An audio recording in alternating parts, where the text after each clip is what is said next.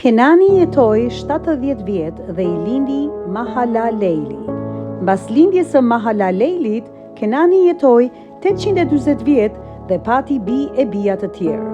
Kështu Kenani jetoi gjithsej 910 vjet pastaj vdiq. Mahalaleili jetoi 65 vjet dhe I lindi Jaredi. Mbas lidhjes tër Jaredit, Mahalaleili jetoi 830 vjet dhe pati bi e bija të tjerë. Kështu Mahalaleili jetoi gjithsej 895 vjet, pastaj vdiq.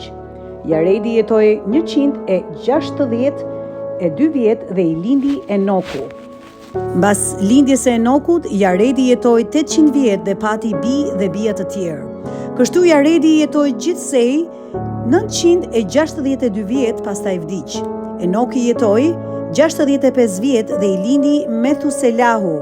Mbas lindjes së Methuselahut, Enoku eci me Perëndin 300 vjet dhe pati bi e bija të tjerë.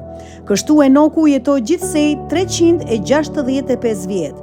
Pra, Enoku eci me Perëndin, por nuk u gjend më, sepse Perëndia e mori me vete.